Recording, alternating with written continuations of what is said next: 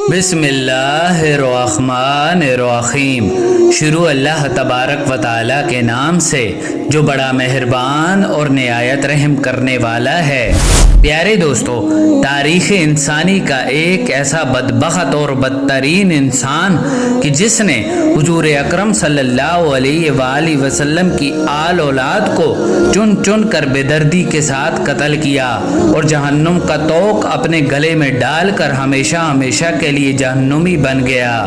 प्यारे दोस्तों, आज की इस वीडियो में हम आपको दुनिया के बदतरीन इंसान यजीद के बारे में बताएंगे कि यजीद बदबख्त कौन था और यजीद बचपन ही से किन किन गुनाहों के अंदर मुब्तला था और उसने अपनी सारी जिंदगी किस तरह नापाकी और गलाजत के अंदर गुजारी, और क्या यजीद अल्लाह और उसके रसूल पर ईमान रखता था, और क्या यजीद मुसलमान था या काफिर। प्यारे दोस्तों, इन सवालों के जवाब कुरान और हदीस की रोशनी में आज की इस वीडियो में हम आपको बताएंगे। लिहाजा आपसे हमारी गुजारिश है कि हमारी इस वीडियो को एंड तक ज़रूर देखिएगा। प्यारे दोस्तों, दौरे यजीदी से लेकर आज तक हर दौर के उलमाए कराम ने यजीद की नापाकी और उसकी गलाजत को बयान किया है। जैसा कि हज़रत अल्लामा जलालुद्दीन सयूती रहमतुल्लाह अलैह फरमाते हैं कि अल्लाह तबारक व तआला हज़रत इमाम हुसैन अलैहिस्सलाम के कातिल यजीद और इब्न ज़ियाद पर लानत फरमाए, और हज़रत अल्लामा इब्न जोज़ी रहमतुल्लाह अलैह ने यजीद के कुफ्र पर एक मुकम्मल किताब तहरीर फरमाई है, जिसके अंदर उन्होंने ये बात साबित की है कि यजीद एक काफिर इंसान था जो कि हुजूर अकरम सल्लल्लाहु अलैहि वसल्लम की शरीयत का मुनकर था। हज़रत अल्लामा मुल्ला अली कारी रहमतुल्लाह अलैह बयान फरमाते हैं कि यजीद के कुफ्र के लिए यही बात काफ़ी है कि वो अल्लाह तबारक व तआला की हराम करदा शराब को हलाल समझता था और हराम चीज़ को हलाल समझकर इस्तेमाल किया करता था। और चूँकि यजीद शराब को हलाल समझता था, इसी वजह से इमाम अहमद बिन हम्बल ने भी यजीद को काफिर करार दिया है।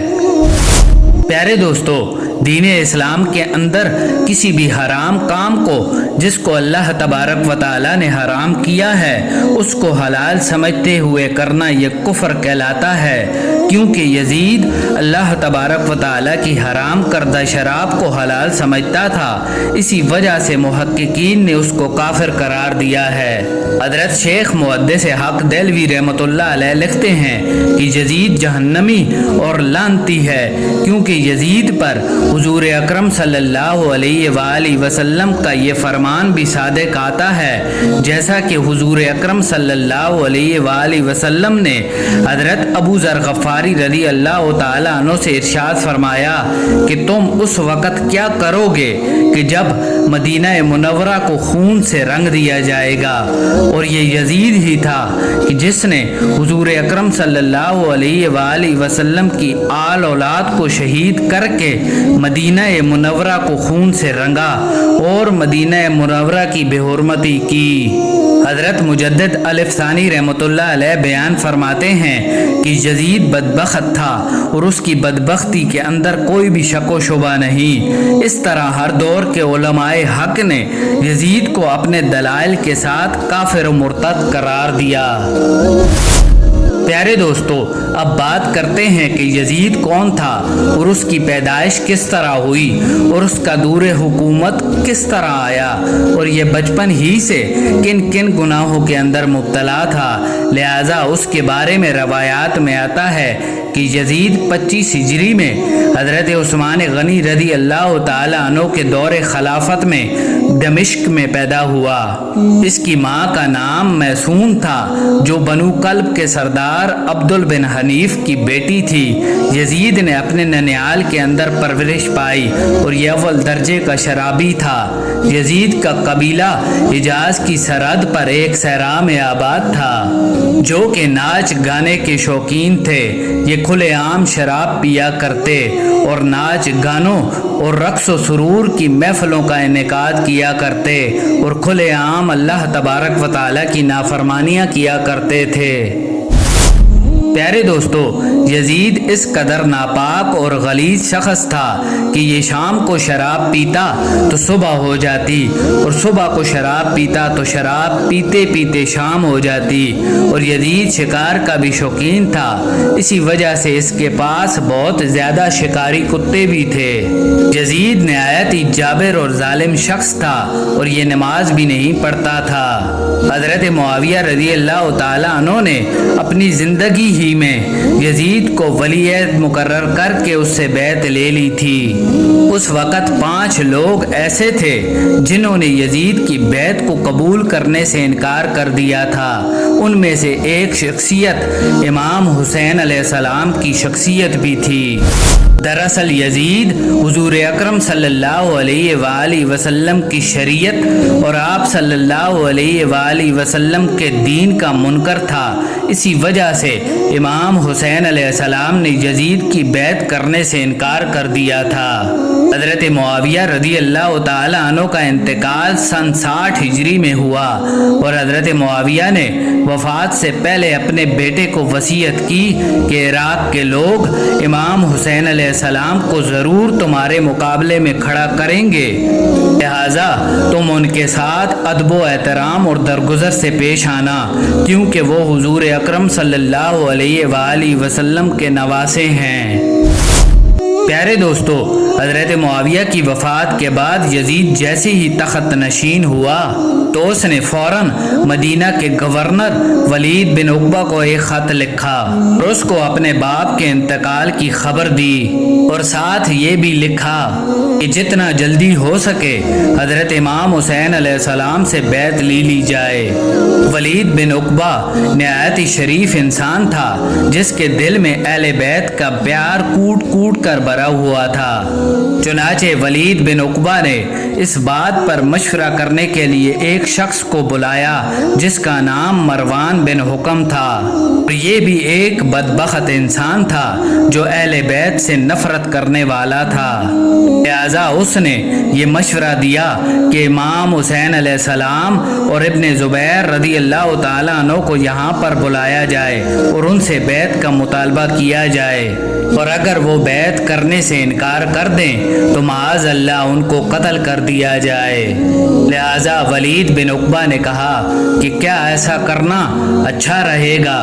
تو وہ بدبخت انسان کہنے لگا کہ یہ قدم اٹھانا انتہائی ضروری ہے، اور اگر تم ایسا نہ کرو گے تو وہ لوگ تمہاری گردنیں اڑا دیں گے۔ پیارے دوستو، روایات میں آتا ہے کہ جب یزید نے امام حسین علیہ السلام کو دھوکے سے کوفے بلوایا اور وہاں پر امام حسین علیہ السلام اور ان کی آل اولاد کو شہید کر دیا، اس وقت یزید بہت خوش ہوا اور امام حسین علیہ السلام کی شہادت پر یہ کہنے لگا کہ کاش میرے بدر والے آباء و اجداد زندہ ہوتے تو آج وہ دیکھتے کہ میں نے بنی ہاشم کے سرداروں میں سے سب سے بڑے سردار امام حسین علیہ السلام کے ساتھ کیا سلوک کیا ہے، اور میں نے امام حسین علیہ السلام کو شہید کر کے بدر کا بدلہ لے لیا ہے۔ اور یزید کے ساتھی خوشی سے پکارتے تھے کہ اے یزید، تیرے ہاتھ کبھی نہ تھکیں۔ پیارے دوستو، اس بات سے پتہ چلتا ہے کہ یزید شروع ہی سے اہل کفر کا حامی تھا اور دل سے ان کا ساتھ دیا کرتا تھا۔ ایک مرتبہ مدینہ والوں نے ایک وفد یزید کی طرف بھیجا تاکہ یزید کو سمجھایا جائے، لیکن وہ وفد ناکام واپس لوٹ گیا، اور اس وفد نے لوگوں کو جا کر بتایا کہ یزید کس قدر بدبخت، شرابی اور زانی شخص ہے اور ناچ گانے کا شوقین ہے۔ اور اس وفد نے لوگوں کو بتایا کہ یزید ایک بے دین شخص ہے جو حضور اکرم صلی اللہ علیہ وآلہ وسلم کی شریعت کا منکر ہے اور شراب کو حلال سمجھتا ہے۔ لہذا جب لوگوں کو یزید کے کردار کا پتہ چلا تو ان لوگوں نے فوراً یزید کی بیعت توڑ دی۔ پیارے دوستو، یزید یہ عقیدہ رکھتا تھا اور وہ اپنے لوگوں سے کہا کرتا تھا کہ اللہ تبارک و تعالیٰ نے نمازیوں کے لیے ہلاکت کا حکم دیا ہے، نہ کہ شرابیوں کے لیے۔ بس شراب حلال ہے اور اسی وجہ سے ہم شراب پیتے ہیں، اور یہ شراب تو جنت میں بھی جنتیوں کو پلائی جائے گی۔ اور یہ بدبخت انسان دوسرے لوگوں کو اسلام سے دور کرنے کے لیے ان سے یہ بھی کہا کرتا تھا کہ اگر دین محمدی کے اندر شراب حرام ہے تو تم لوگ حضرت عیسیٰ علیہ السلام کے دین پر رہ کر شراب نوشی کر لیا کرو۔ اسی وجہ سے حضور اکرم صلی اللہ علیہ وآلہ وسلم نے ارشاد فرمایا تھا کہ میری سنتوں کو بدلنے والا پہلا شخص بنو امیہ سے ہوگا اور اس کا نام یزید ہوگا۔ پیارے دوستو، یزید نے امام حسین علیہ السلام اور اہل بیت اطہار کو شہید کر کے اپنے آپ کو ہمیشہ ہمیشہ کے لیے جہنمی بنا لیا۔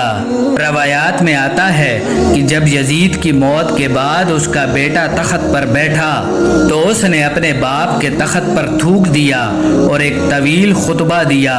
اس خطبے کا لب لباب کچھ یوں تھا کہ میرا باپ اگرچہ حاکم بنا لیکن وہ نالائق اور نااہل تھا، اور میرے باپ نے امام حسین علیہ السلام اور نواسہ رسول صلی اللہ علیہ وآلہ وسلم کو شہید کیا، لہذا وہ قبر کے اندر اللہ تبارک و تعالیٰ کے عذاب کا حقدار ٹھہرا۔